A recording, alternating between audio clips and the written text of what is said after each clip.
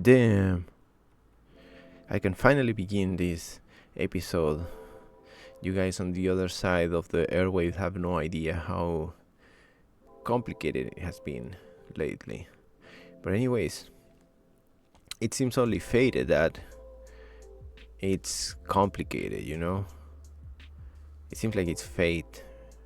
Because today I'm gonna tackle sort of like an idea that kept developing while I did the Spanish version of this episode.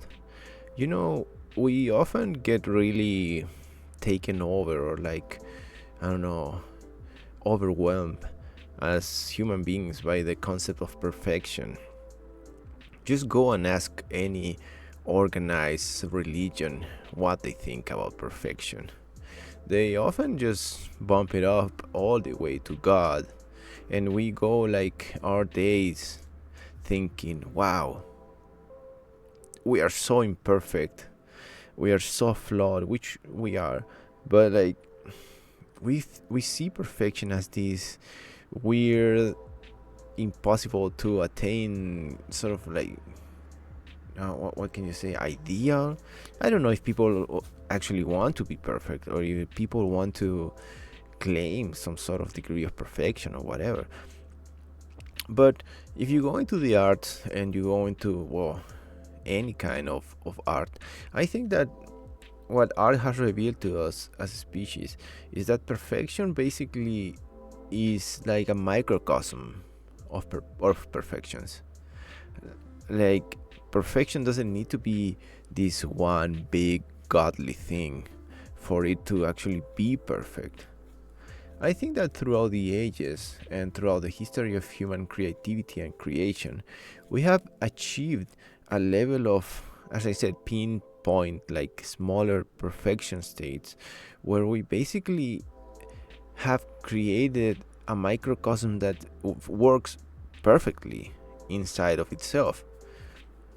And the thing with the arts and creativity that doesn't happen in like science is that this degree of perfection is inherently imperfect. Like, this is not some like funky greeting card wordplay, but it's true. It's true because when you get, let's say, if a perfectionist is this small circle, right, where everything inside of it happens, you can be chaotic inside of that little circle, inside that diameter of a space, inside that area of creativity and things happening. You can be as chaotic as you want in there. You can be as imperfect as you want inside that circle. You see my point? Like, it's free for all in there, but that thing remains perfect as long as it doesn't go over that. You can see it, as I say, as a circle. You can see it like is it the limit, right, or the limitation or something. Es como what you get.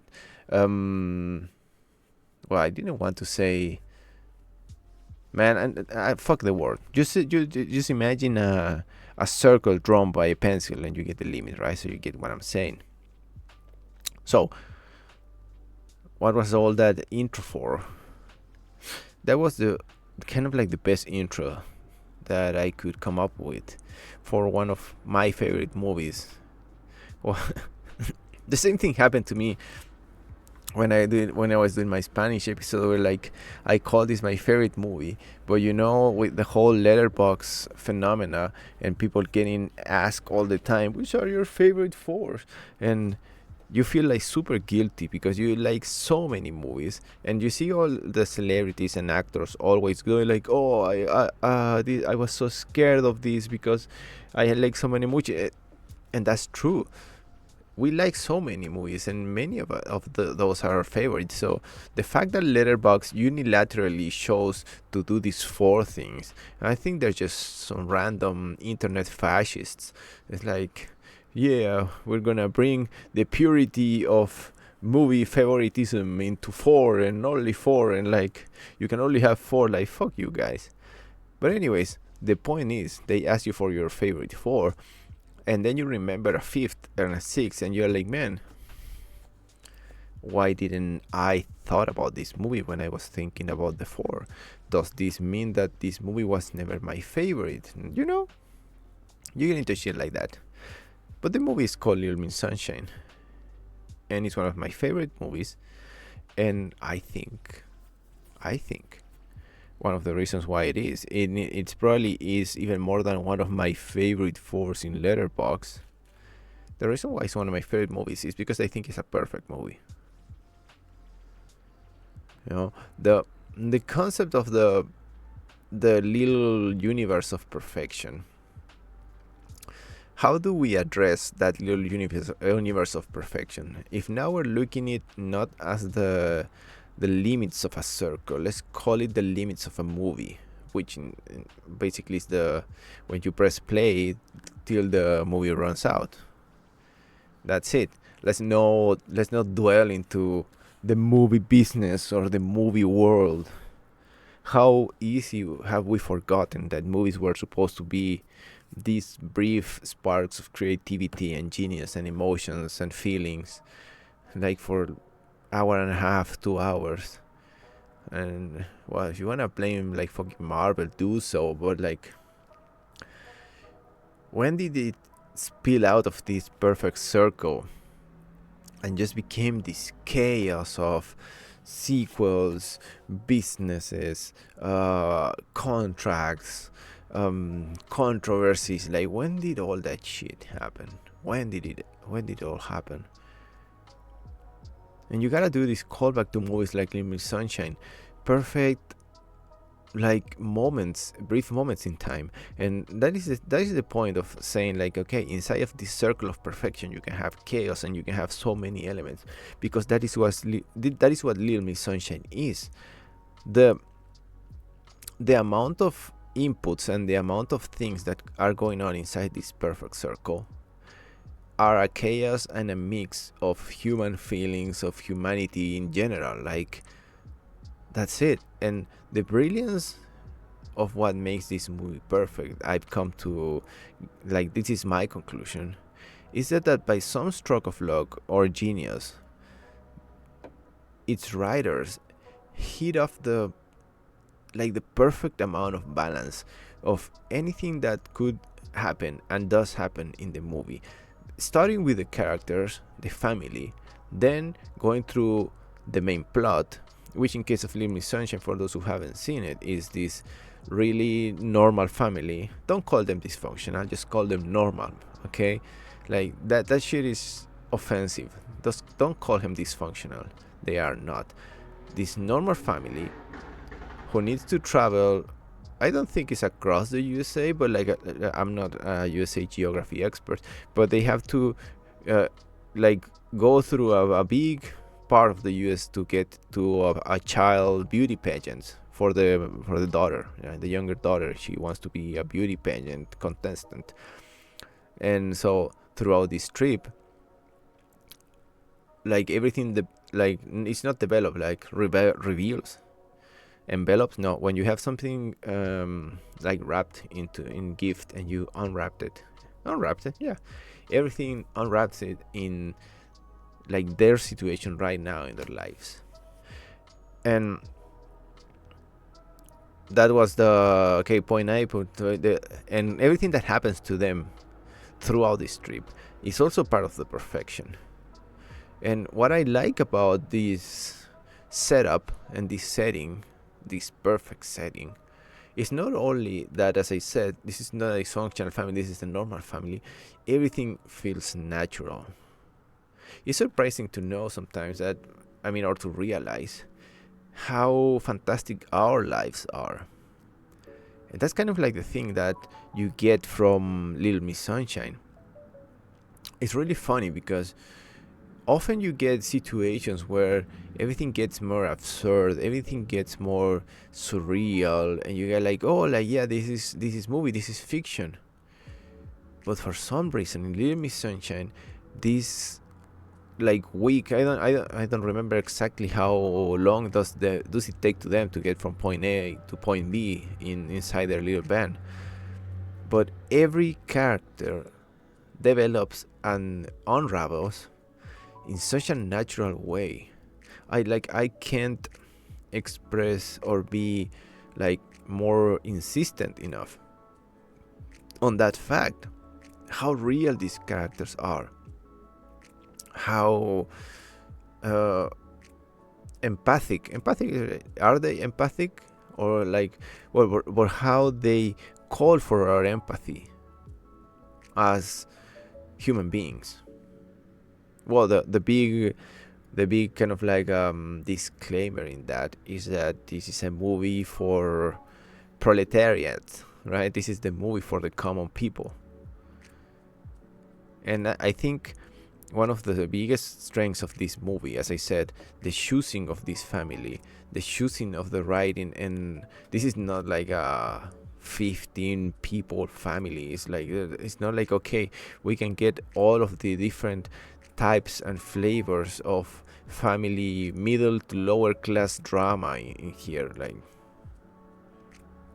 as a matter of fact, the screenshot that I showed, it was so funny. It's kind of like a little bit blurry, and they are all pushing the van. That's exactly what I was doing yesterday with my family, pushing our car. you know. But anyways, I mean, not our cars, my brother's car. But I fuck it. Where was I? Okay, so the point is that these characters, they are in this limbo. No, it's not a limbo, but it's a really delicate balance between their stereotypes, their archetypes, their drama, and their development in the movie itself. You have like the overwhelmingly like this is the quintessential American like white man, like if you put your mind to something you can achieve it. Like, of course, like we all know it's BS. And like, we all know that's one of like the biggest lie of the capitalist system. If you believe in yourself, or like if you want to do something, you can always achieve it. Like, that's BS. We all know it. You jump from that immediately to the elder son, played by Paul Dano. What a brilliant guy. Fuck you, Quentin Tarantino. Fuck all the way off. And of course, is the reflection of the father, the kid, whose whole idea of life, is something that he doesn't know he can achieve. It's like, if you put your mind to it, you can do anything. But he knows. This is one of the main triggers to me the first time I watched the movie. The character of Paul Dano, the eldest son, is really into philosophy, and there's a lot of mention to Nietzsche and everything. And back then I was already interested in it, and I was like, oh man, I need to know what's the meaning behind of all of this. It's amazing. I was kind of like obsessed with it. The second time I watched the movie, having read many of those books, I also got into like this imposter syndrome, like being unable to see the contents of those books in the performance and in the way the character is written. And then you realize, but as you get older, that it's not really important. It's not really important what Albert Camus or Friedrich Nietzsche, like whoever he quotes, it's not important what they do. You could have had any other amount of authors, and not necessarily philosophy, but any fantasy or something. It was just escapism, right? And this is one of the things we can all empathize with as teenagers growing up as proletariat, right? Escapism, that's all we really have. That's all we really do. It doesn't really matter which philosopher was there or what those philosophers were saying. Like, we just escape. And you can see a character on the brink, on a breaking point. But as I said, these are not like one-off characters. These are universally empathic and lovely characters, because we all, in this day and age, and in that day and age, and in this socioeconomic class, we all live on the edge. We all do. None of our futures are safe, so we can totally empathize with it. Then we get the wife, right? No, let's go. Yeah, let's finish with the limit sanction. Then we get the wife. The how can you not, if you are middle class, how can you not see your mom in it? I mean, I'm not gonna generalize. Probably there's some shitty moms out there. Surely are. But in my case, how can I not see my mom like that? That stoic, kind of like innocent, hopeful, dumb, really dummy things that moms are. you know, like infinite wealth of love and support, but in the end they know it doesn't matter. They know, like how can you wish the best for someone while just having a hope for them to be happy? And that is the like, to me, I'm not a mom, of course, and I will never be, of course, and I will never feel that. But the way I see it, that is a quintessential mom, and I'm not talking this about biological sense. It is the quintessential mom feeling of wanting your offspring to succeed so much, while at the same time knowing how hard and mostly unlikely that is to happen. So you get this contrast of having your offspring suffering and, like, I don't know, feeling like shit, struggling, wanting them for to be the best, or like to achieve the dreams, but you know it will most likely not happen, but you still hang on there. And that template, that personality, kind of like stand, how can you say, like poise, that is quintessential mom energy. Like you gotta get poised, you gotta be strong, like you gotta be unbreakable, you gotta be mom, right? And Toni Collette is basically the master of that. You can probably say, like, this is the same mom as Hereditary. You can say it. And of course, that also extends not only to her offspring, but her siblings as well.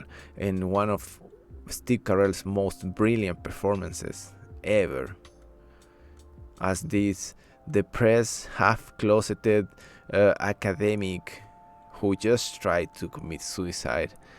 And again, and I don't want to sound like extremist or anything, but who hasn't thought about it? Like if you are middle lower class and have never thought about, like, at least for a brief second, about killing yourself, you are not of this class. You're not. Like, at some point on your proletariat existence, you have been like, man, fuck it, this is so frustrating. And this is brilliant because Steve Carell's character is not, as you can say, like a loser. It's not like someone that is directly prone to that. And actually, the events that lead to his attempted suicide are not like what you can say, like, oh yeah, you know. And I'm not saying that there are more justified reasons for people to kill themselves, but the setup and the content is not on the surface as impactful as you can say, like, okay, this person is, I completely understand why they would kill themselves. No, they tell you the reasons why he wants to kill himself, and you gotta think about them. Not only you gotta think about them, but you gotta empathize with them, which is brilliant, because he's a gay man. And so even if you are, whether you are or you are not a gay man, if you are forced to empathize with a minority like that, that is a brilliant exercise of human compassion and empathy, you know. Then you get the grandpa, which is kind of like an outlier situation, and out of all the characters, he's the one most closely to be like a plot device. But he's there and he's real, like classic elderly who doesn't give a fuck anymore because they are on their whole rights to do so. Like this is millennials, Gen Z. I think they're boomers, like baby boomers. But if you ever sit down to think about the end of World War II and how enthusiastic people were about it back then, it's completely understandable, completely fucking understandable why old people don't give a fuck anymore. Imagine the hopes they had, man. Like imagine they really probably thought about from now on. It's impossible for this shit to get worse. Imagine that relief. Like you see those pictures of people celebrating after World War II ended. Well, probably not in Japan, but you see those images, and like, I honestly think so many people thought that day they were like, what, 20, 30 years old, and they were like, fuck, we just vanquished one of like the biggest evils this world have seen. We fought the biggest war about freedom, and like, imagine the Kool-Aid, as they say, right? The Kool-Aid they drunk all the way down, like liters and liters of Kool-Aid. Everything's gonna be great from now on. Jump on, we're like what? World War II ended in like 46, 45. We are like what, 67? We're like more like 70, 80 years on. And imagine being a guy that was alive back then, that suffered all of that shit. And you see where we are now, in this AI slop, post-capitalist, neoliberal hellholes. Like, discrimination is back, Nazis are back, economy is BS. We have, I don't know, man. Our world has a bunch of like positive stuff. Me, I think I technically count as a millennial. I grew up in the 90s, so back then in the 90s we already knew. We were jaded in the 90s and like early 2000s with grunge and emo culture. Like that shit happened because we knew, deep down we knew that the people in power were not gonna make the utopia they promised to the boomers. We knew. That's why we didn't give a fuck. We just knew. And even though we have advanced somehow, that's how we reach Little Miss Sunshine. That's how we reach the newer generations, right? That's how we reach the younger member of the family, the child who wants to be kid pageant, like a beauty pageant contestant. And like, fuck, this shit hasn't aged well at all.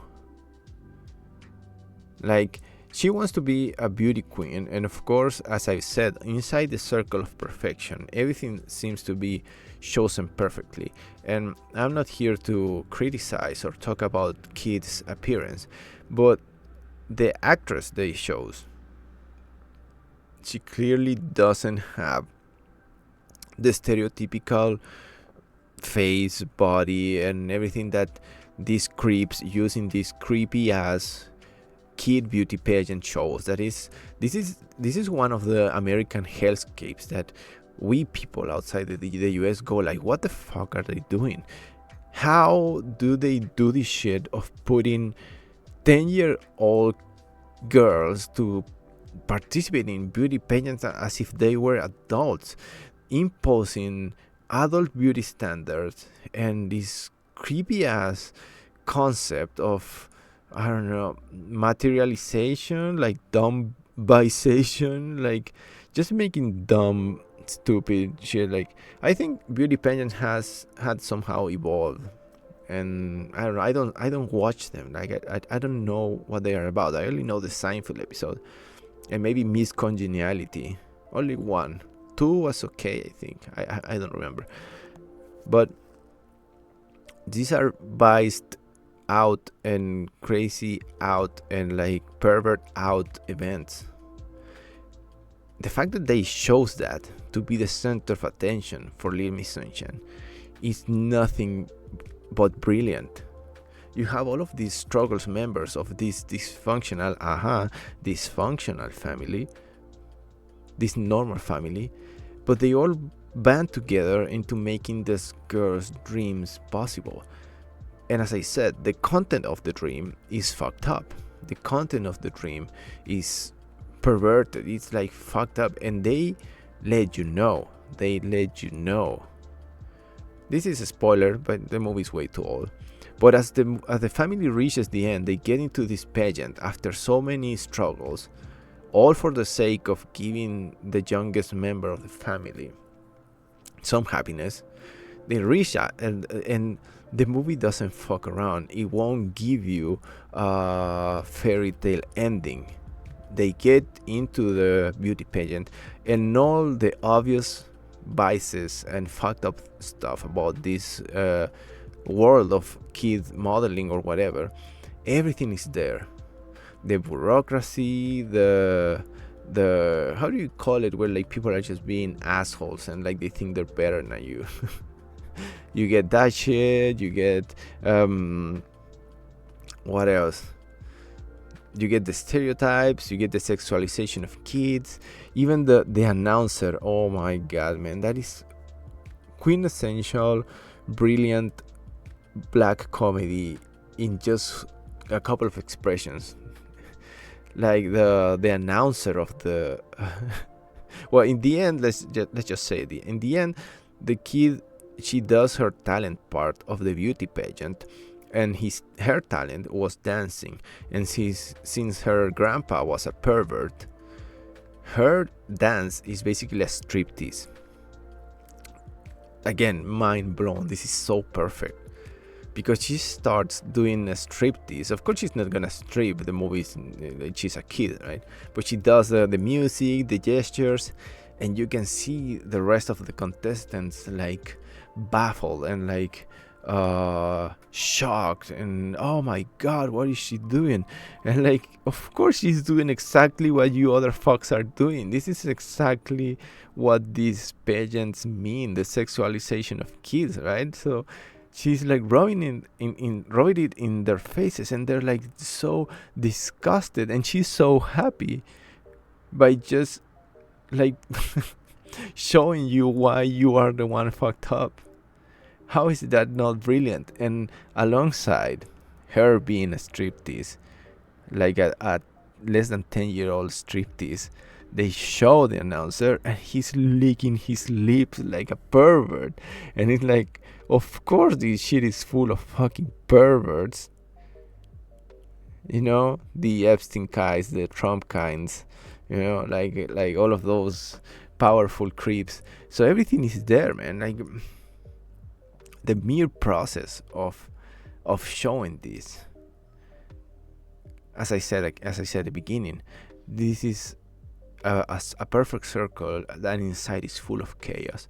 So in that expression you have like criticism to the beauty pageant, to society standards, you take a jab at the pervert, you take a jab at what, but all of that in the end, as the rest of her family goes up on stage and dance with her, it's like, fuck it, man. Fuck it, we just want to love each other. We're a family. We want to be happy. Fuck this shit. Because they know they're like, they're like not of a ruling class. They know they're not. They know they're gonna keep struggling. So fuck it, let's just have some fun. You know. By the end of the movie, there are like several points in it that, if this is something that I didn't mention during my Spanish commentary, that I've been like debating about whether I think it's good or it's bad before the climax of the movie, and having the youngest daughter doing her show. There's a scene between Paul Dano, Steve Carell's character, where they basically they don't spill out the plot or the argument of the movie, but they have quite a worded exchange that seems to lead a little bit of the narrative of the movie, which I think is fine. It's okay, but part of me is like, yeah, maybe that's a little bit too obvious. But then I'm just being an asshole, because even though I sort of thought about the possibility of calling that moment quote unquote bad, yeah, I was just being a picky asshole and try to find something bad to talk about the movie. But in the end, I have nothing bad to say about this movie. And I think that is the closest thing you can get to perfection. As I said, this is a tiny microcosm, and these are not perfect characters. They are definitely not in a perfect country, but the way they don't overstep their boundaries, the way they are realistically written, the way the plot is a real plot. Everything that happens to them is real. The fact that in any day, at any point, all of these bad things can happen together at the same time.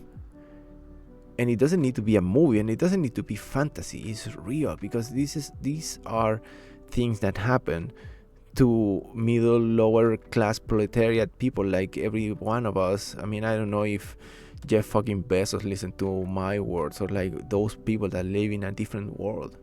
All of us that live in the majority of us, we can all see the struggles of the family. We can all empathize with them. And I think that is the biggest strength of how this movie is written. The amalgam of personalities, stories, and realities that all of these characters bring together allows us to, all of us, as I said, that we belong in this just proletariat, right? All of us in this class, we can all find something to empathize with. All of us, and even if you don't empathize straight up with one character, you empathize with the relationship between them. Even though if you can't empathize with their situation, you can empathize with the things that led to it, or the things that come out of it.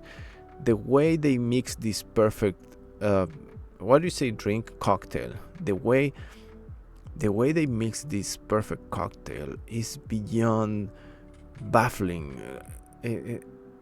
As I said, my biggest conclusion out of this movie is that if you can't empathize with it, you are either a bigger outlier, I don't know, survivalist, or this extreme antisocial homeless people, or one of these pervert fucks up there living in rich perverted islands whose reality are completely detached from us. Those people whose concept of resources just don't exist. That is one of the ideas that always it doesn't keep me up at night, but it just give me more grounds to hate these rich fucks in the way, can you imagine not having to think about resources? Can you imagine living your life without, I don't know, looking around you and looking at things that you can lose, that you might need? The material limitation of existence. Can you imagine that? Well, as Colors of the Wind says, the classic song in Pocahontas, that Colors of the Wind line goes for once look at something and not wonder what it's worth. That's funny, because back then, of course, you would look at something as a white colonialist and wonder what it's worth. And back then, it was fucked, right? Because everything had a natural value to it, an inherent value to it. And now, when we look at something, we do wonder what it's worth, but not to make profit out of it, because we need to survive out of it. We wonder what it's worth because we can afford it. You know? And that transformation is what Marx talked about in The Capital. Woo, Marxist philosophy. But anyways, this movie is perfect. This movie is perfect because it has all the elements necessary for you to feel, to empathize, to connect, to laugh and cry. One final shout out that I have to do, and the same one that I did during my Spanish episode, is like, movies like this are the quintessential example of what black comedy should be, or dark comedy.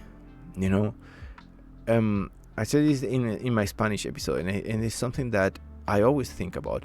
When did comedy, or like quote unquote black comedy, became just about laughing at other people instead of laughing at ourselves? The whole deal of black comedy, and to me the true dark comedy, is the one that has to do with existence. I mentioned it during my Banshees of Inisherin episode. That is the quintessential essence of black comedy. The fact that we can all laugh at how miserable our existence is, because that is a healthy thing to do. You just gotta laugh, because there's no fucking thing you can do anything about it. So we all laugh. But that is the point. We all laugh. We don't laugh at another people. And that is something that you got to recognize. You got to recognize when a work like this makes you feel makes you laugh about the pathetic thing that we all share. No matter who you are, or no matter your race or color or creed, as long as you are not an outlier, as long as you are part of this big mass of people that we call the proletariat, right? As long as you are part of this big mass of people, you can find something in this movie to hold on to, for feeling, for laughing, for crying. Like, you have to. You just have to look and you'll find it. And the fact that inside this perfect circle, they found their chaos, and they created this beautiful chaos that allows for almost anyone to, as I said, find something to hold on to. That is brilliant beyond what I can account. Part of me thinks that it was just a freak accident, maybe.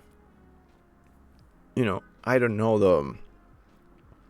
the thought process, and I'm not exactly sure that they were thinking, okay, let's make the perfect group of characters to have this perfect situation where we represent so many walks of life and so many personalities and so many social commentary that everyone could find something to rely on.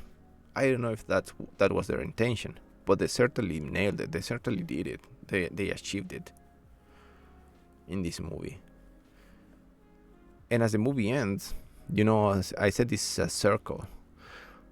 Inside of it, it's where it lies its perfection. So as the movie ends with them leaving, right? They drive away. The credits roll, and you can totally rely on this concept of perfection, because we don't know what happens next. The movie is not a fantasy, so it's not like they're gonna go towards the rainbow and nothing is gonna have any repercussions or consequences. They are gonna have to answer for the grandfather, for all the crimes they committed. The eldest son still is gonna have to deal with his future, because he wanted to be a pilot, but he can't because he's colorblind. The Steve Carell's character still needs to face his professional life, his sexuality. He still needs to heal from the depression that led him to his own life. The mother is still gonna have to deal with all of this shit, all of it. the kid is gonna have the greatest realization about like she was obsessed. She's a kid, right? So she was totally obsessed with this beauty pageant thing, right? She's gonna have basically to be a teenager. She has teenage years to come. So so you make this limit for the perfect circle where everything inside of it's chaos, it's beautiful and perfect. But at the same time, the movie ends, that perfect circle is closed. But at the same time, whatever happened next is an infinite, not an infinite, it's finite, but like a really big array of possibilities. As many possibilities as ways of life there are for the middle lower class, and perhaps a little bit similar for the middle upper class. Just do not get so upper. You know what I mean? That is Little Miss Sunshine. So a movie that I think is for everybody. I stand by that. Unless you are someone that watches exclusively one genre of movie. There are a lot of people like that, and I always feel a little bit surprised. As Bad Religion says in that song, it's all the entertainment, and I guess you only want to be entertained, but just consuming one type of movie genre to me sounds bizarre. Because to me, movies and film are the reflection of our existence. And our existence is not monothematic. Unless you have the resources and the power to make your life into just one sort of line. Some people might have that shit. I don't know. But anyways, you do whatever the fuck you want, right? You do whatever the fuck you want and hopefully be happy of it, doing it. As long as you're not exploiting other people for your own sake, you fuck island rich motherfuckers. Don't exploit people. Be decent. Fuck you. Well, see you all next week with another movie commentary. Just as jolly and happy as this was. Thank you for listening, and take care.